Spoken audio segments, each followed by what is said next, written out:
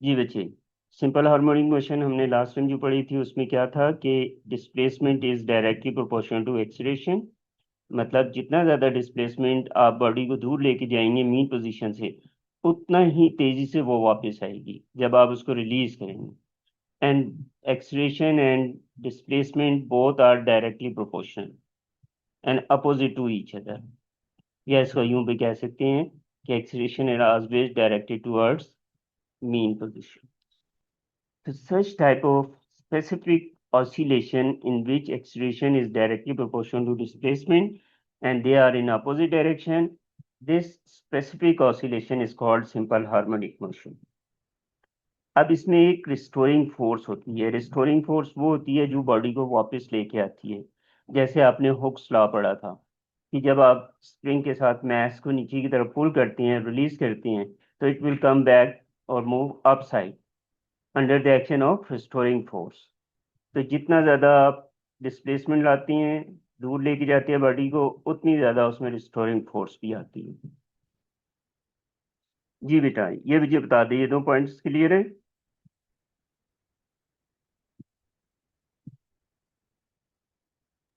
Yes sir. Okay. अच्छा, फिर हमने इसका ग्राफ भी देख लिया था कि एक्सलेशन और डिस्प्लेसमेंट, इनका ग्राफ क्योंकि डायरेक्टली प्रोपोर्शन है, बट इन अपोजिट डायरेक्शन। अगर डिस्प्लेसमेंट इस तरफ बढ़ रहा है तो एक्सलेशन नेगेटिव की साइड पे बढ़ेगा, बिकॉज नेगेटिव साइन था ये इस इक्वेशन में। ये इक्वेशन आपको यहाँ पे भी दिखा रहे हैं, A is equal to minus omega square X. ये मैं अभी आपको बताता हूँ ओमेगा कहाँ से आया। अच्छा, और अगर आप डिस्प्लेसमेंट नेगेटिव की तरफ जाता है तो एक्सीलरेशन पॉजिटिव की तरफ हो जाएगा। अब यहाँ पे ये देखें, इस इक्वेशन को हम सिंप्लीफाई करते हैं कि इक्वेशन आपके पास क्या थी, A is directly proportional to minus X. तो जब ये प्रोपोर्शनलिटी का साइन खत्म होगा तो यहाँ पे एक कांस्टेंट नंबर लेंगे which is called angular velocity. Omega is a Greek letter and this is called angular velocity.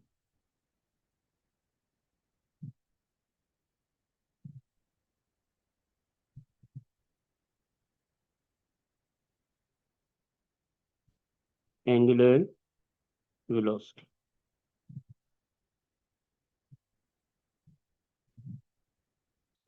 अच्छा, तो ये बेसिकली सिंपल हार्मोनिक मोशन के लिए आपने ये इक्वेशन याद रखनी है, A is equal to minus omega square X. X displacement है, ओमेगा एंगुलर वेलोसिटी है और ए एक्सीलरेशन है। और नेगेटिव साइन के बारे में आपसे पूछा जाए, ये देखिए यहाँ लिख भी दिया मैंने, the negative sign in the equation represent that a and x are in opposite direction. A is always directed towards the mean position and a straight line passing through the origin implies that A is directly proportional to X। जब भी दो quantities directly proportional होती हैं तो उनका graph हमेशा straight line होता है और वो ओरिजिन में से पास करते हैं। ओके, यहाँ तक तो हमने पढ़ लिया था। आज जो हमारा नेक्स्ट शुरू हो रहा है वो है, हम देखेंगे कि सिंपल हार्मोनिक मोशन में डिस्प्लेसमेंट कैसे निकालना है, बॉडी की वेलोसिटी कैसे निकालनी है, और बॉडी का एक्सीलरेशन। ये तीन चीज़ें हम चेक करेंगे। अच्छा, इनकी डेरिवेशन की ज़रूरत नहीं है डिटेल में, बस डायरेक्ट हम फार्मूला हम पढ़ेंगे। डिस्प्लेसमेंट के बॉडी जब अपनी मीन पोजीशन से लेफ्ट या राइट मूव करती है एक्सट्रीम पोजीशन पे, तो इसका डिस्प्लेसमेंट निकालने के ये दो फार्मूलाज याद रखेंगे आप। X is equal to x not sine omega T और X is equal to x not cos omega T. अब इसमें साइन और कॉस क्यों है, क्योंकि ये टू डायमेंशन हो जाएगा। जो ऑसिलेशन होगी ये टू डायमेंशनल मोशन होगी, तो इसलिए इसके दो कंपोनेंट्स बनेंगे, हॉरिजॉन्टल कंपोनेंट कॉस के साथ और वर्टिकल कंपोनेंट साइन के साथ।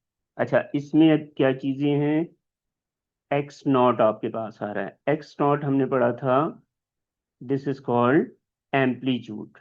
एम्पलीट्यूड क्या था, ये डेफिनेशन हमने पढ़ी थी, फर्ज करें ये सिंपल प्रॉब्लम है। दो चीजें हमने पढ़ी थी, डिस्प्लेसमेंट एंड एम्पलीट्यूड।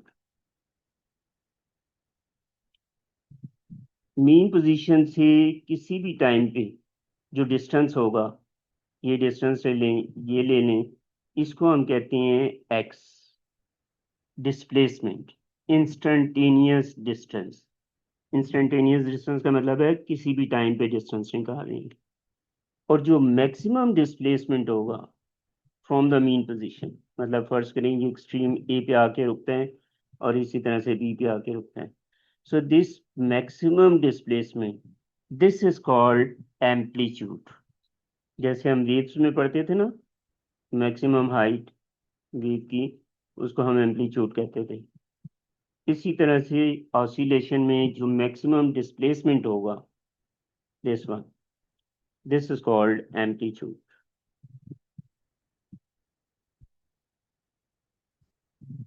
इसको कैपिटल ए से भी रिप्रेजेंट कर सकते हैं या एक्स नॉट से भी। जी बच्चों, ये बता दें मुझे, ये दोनों क्वेश्चन समझ आ गई डिस्प्लेसमेंट की? Yes sir. ओके। फिर दूसरी क्वांटिटी हमने देखनी है बॉडी की, वेलोसिटी। वेलोसिटी का जनरल फार्मूला जो यूज होगा वो ये होगा, v is equal to plus minus omega under root x not square minus x square, where v is linear velocity, omega is angular velocity, x naught is amplitude, maximum displacement, and x is displacement at any time. And when you take this equation in term of cos or sine, तो cos में v is equal to v naught cos omega t, horizontal component velocity का। v naught जो है ये maximum velocity है, और v is equal to v minus v। अच्छा, यहाँ पे थोड़ी सी करेक्शन कर लें, this is not zero, this is v o minus v o sine omega t. फिर हमने एक फार्मूला ये पढ़ा था जो सर्कुलर मोशन था, सर्कुलर मोशन में v is equal to r omega, या अगर r की जगह x कर दें तो v is equal to x omega आ जाएगा।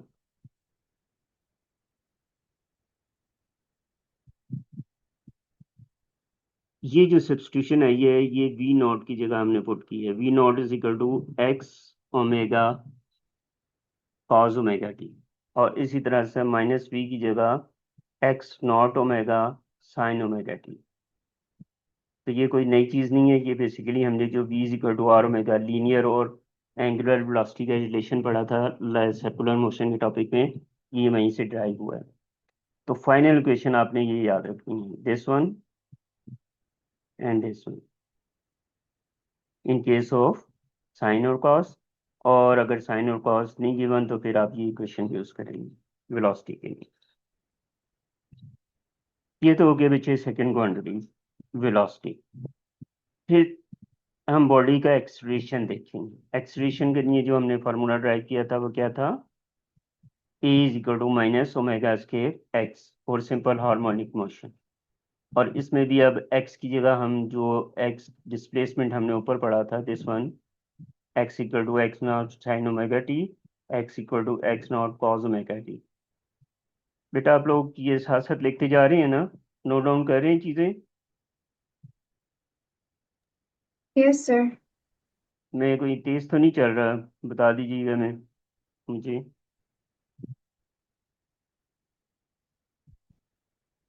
अच्छा, चलो मैं थोड़ा स्लो हो जाता हूँ, बाज बच्चे कह रहे हैं कि अब तेज जा रहे हैं sir.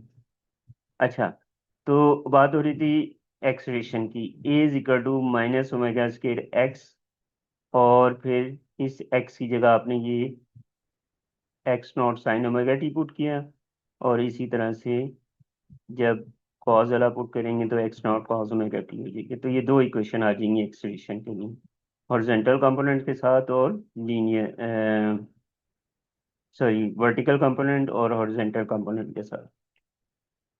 So these are the equations for acceleration. ये आपने अच्छी तरीके से बेटा याद करने नहीं है, क्योंकि ये जो क्वेश्चन आएंगे वहां पे ये इंप्लीमेंट होंगे।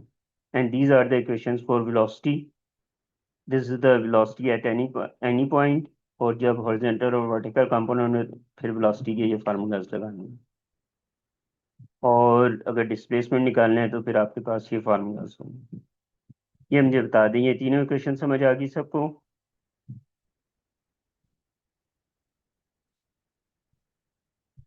Yes sir. ओके। मुर्तजा आपकी आवाज़ नहीं आ रही। Are you there? जी सर। हाँ, समझ आ रही है ना? कोई प्रॉब्लम तो नहीं हो रही? नहीं नहीं सर। Okay good. अच्छा जी, ये तो हो गया बच्चे आपकी equations for simple harmonic motion. और इनकी इक्वेशंस बना ली हमने तीनों। अब हम इनकी ग्राफ्स को चेक करते हैं। डिस्प्लेसमेंट टाइम ग्राफ उसमें कैसा सर बनेगा? जी बेटा। सर अगर थोड़ा सा ऊपर कर दे। ये दिस वन सर एक्सेलरेशन वाला। एक्सेलरेशन ये लो। Sir, can you explain me कि हर quantity के लिए why do we have two equations, cos और sin दोनों की क्यों है? बेटा अगर displacement निकालने हैं। ये टू डायमेंशनल मोशन हो जाएगी ना, जैसे हमने ऊपर नहीं पढ़ा था, देखें ये सिंपल पेंडुलम में ये अब इसकी टू डायमेंशनल मोशन हो जाएगी। जब हम वेलोसिटी को लेंगे तो उसके दो कंपोनेंट्स बन जाएंगे, कर्व शेप बन रही है ना। तो जब भी बॉडी की टू डायमेंशनल मोशन होगी तो फिर उसके दो कंपोनेंट्स बनेंगे। Okay. एक मिनट में और एक्सप्लेन करता हूँ।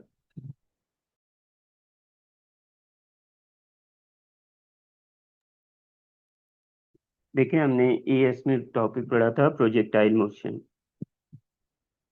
तो प्रोजेक्टाइल मोशन में क्या होता है, ये मोशन होती है प्रोजेक्टाइल मोशन। और इसमें जब आप वेलोसिटी लेते हैं इस तरह से यू, तो ये इसके दो कंपोनेंट्स बनते हैं,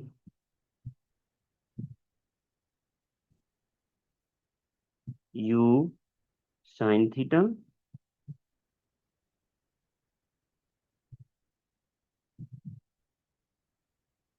एंड यू कॉस थीटा। तो जब भी बॉडी की मोशन सिंगल डायमेंशन से निकल के टू डायमेंशन में होगी, जैसे अब जैसे ये देखें ये एक्स और वाई कंपोनेंट्स बन रहे हैं, तो इस तरह से फिर ये यू दो कंपोनेंट्स में डिवाइड हो जाएगा। और यही चीज यहाँ पे आ रही है, ये जब डिस्प्लेसमेंट ऐसे निकलेगा तो अब इस डिस्प्लेसमेंट के दो कंपोनेंट्स बनेंगे हर पॉइंट पे। और इसी तरह से वेलोसिटी होगी तो वेलोसिटी के दो कंपोनेंट्स होंगे, एक्सलेशन होगी तो एक्सलेशन के भी दो कंपोनेंट्स होंगे। What the Okay point? sir, थोड़ा सा ये भी बता दीजिएगा, आपने कहा था एक इंस्टेंटेनियस डिस्प्लेसमेंट होती है और एक मैक्सिमम एम्पलीट्यूड होता है ना, जी जी। तो इंस्टेंटेनियस वाली कौन सी होती है?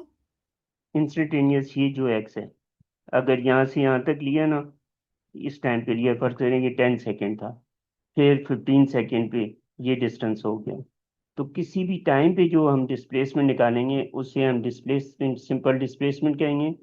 लेकिन जो मैक्सिमम डिस्प्लेसमेंट होगा from mean to extreme position, उसको हम एम्पलीट्यूड कहेंगे और उसको एक्स नॉट से रिप्रेजेंट करेंगे। Okay sir. जैसे हम वेव्स में देखते थे, जो मैक्सिमम वेव की हाइट आती थी इसको हम एम्पलीट्यूड ए कहते थे। इसी तरह से ये एम्पलीट्यूड नेगेटिव में आ जाता था, ये मैक्सिमम डेप्थ इसकी आ गई।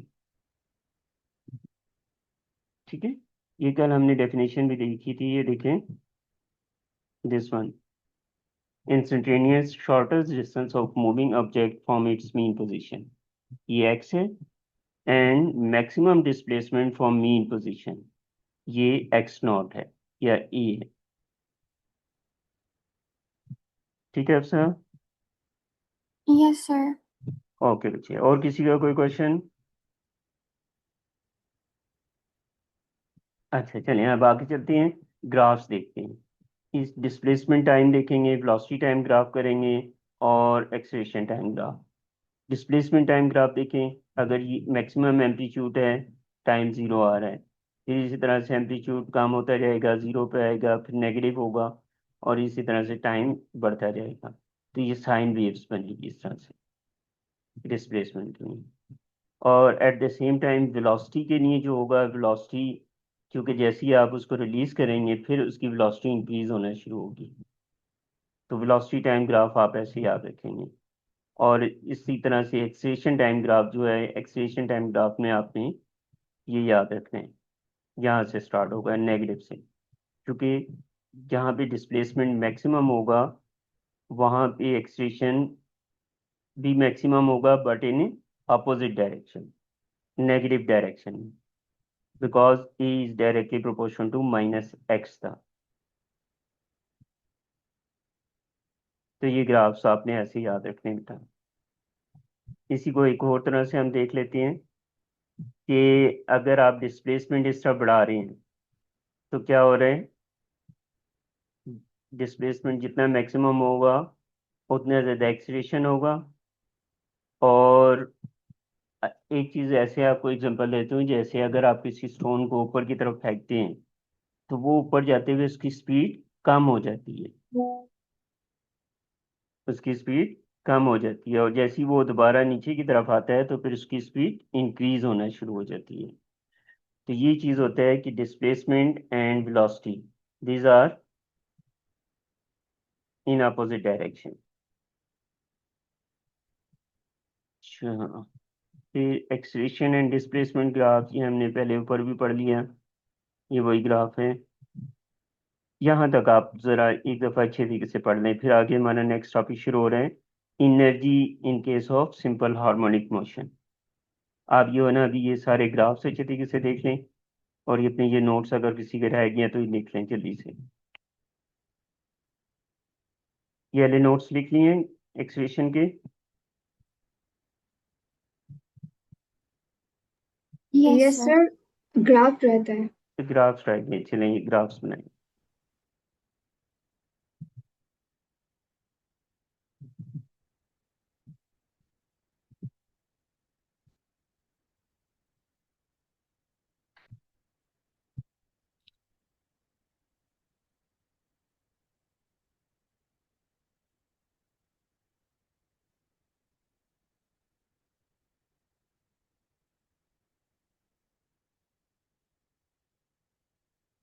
हमार मुर्तज़ा, आप लोग बना रहे हैं ग्राफ?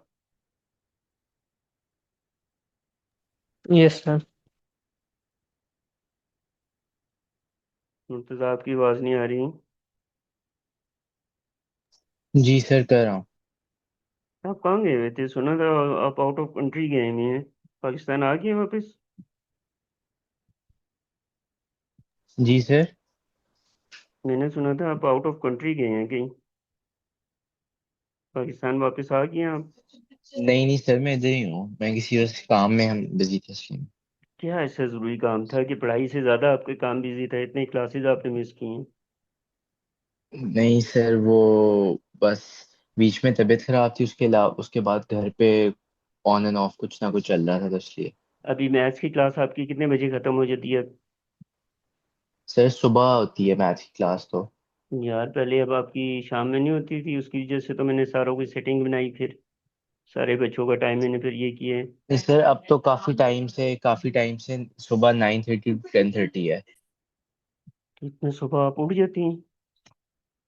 सर बस उठना पड़ता है। मजबूरी में? जी। वेरी सैड यार, ये तो बहुत ज्यादती करते हैं टीचर भी तो, मामा पापा भी, है ना? I am with you. नहीं नहीं सर।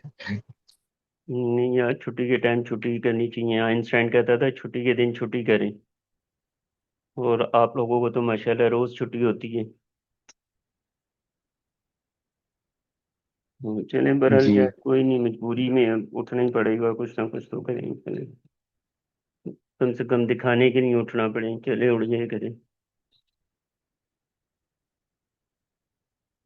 जी। जी हमारे साहब, लिख जी लिया सर। ग्राफ बना लिए?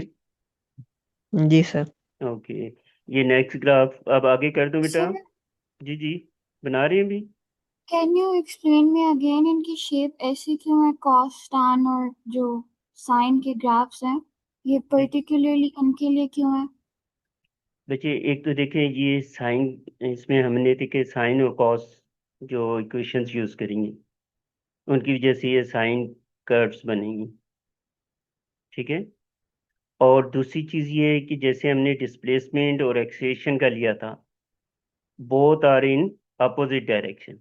जिस टाइम पे ये मैक्सिमम डिस्प्लेसमेंट होगा उस टाइम पे एक्सेलेरेशन भी मैक्सिमम होगा, but in opposite direction, negative direction में, क्योंकि सिंपल हार्मोनिक मोशन थी ये, this one a is proportional to -x। Okay sir. और इसी तरह से, क्योंकि एक्सीलरेशन बेसिकली कब होता है, जब वेलोसिटी चेंज हो रही हो, तो जब वेलोसिटी चेंज होती है तो उस टाइम पे ये एक्सीलरेशन बनता है। तो इसलिए हमें ये तीनों चीज़ें एक साथ दिखानी है कि मैक्सिमम डिस्प्लेसमेंट पे जाते हुए एक्सीलरेशन वेलोसिटी चेंज हो रही है, मैक्सिमम से जीरो नेगेटिव की तरफ जा रही है, और इस दौरान मैक्सिमम एक्सीलरेशन भी चेंज हो रहा है। जी बच्चों, ये बना ली ग्राफ, आगे चलें। Manur, yes sir. ओके। अच्छा, इसके बाद देखिए नेक्स्ट जो ग्राफ बताया था मैंने, इसको भी नोट डाउन करने, वेलोसिटी एंड डिस्प्लेसमेंट ग्राफ। ये वेलोसिटी आप इस साइड पे शो कर रहे हैं और डिस्प्लेसमेंट इस तरफ, कि जितना डिस्प्लेसमेंट ज़्यादा मैक्सिमम पे जाते जाएंगे वेलोसिटी कम होती जाएगी, और फिर इसी तरह से जब डिस्प्लेसमेंट कम होगा जीरो की तरफ जाएगा वेलोसिटी दोबारा बढ़ेगी, बट इन अपोजिट डायरेक्शन, और इसी तरह से फिर ये ऑसिलेटरी मोशन में आएगी। सर इस सर्कल में मैक्सिमम स्पीड कहाँ पर होगी? मैक्सिमम स्पीड यहाँ पे होगी जब डिस्प्लेसमेंट उसका जीरो होगा। जैसे सिंपल पेंडुलम वापस आएगा, मीन पोजीशन से पास करेगा ना, उस दौरान उस टाइम पे मैक्सिमम स्पीड होगी। डिस्प्लेसमेंट जब जीरो होगा तो स्पीड मैक्सिमम हो जाएगी v। ठीक है बच्चे। ठीक है सर।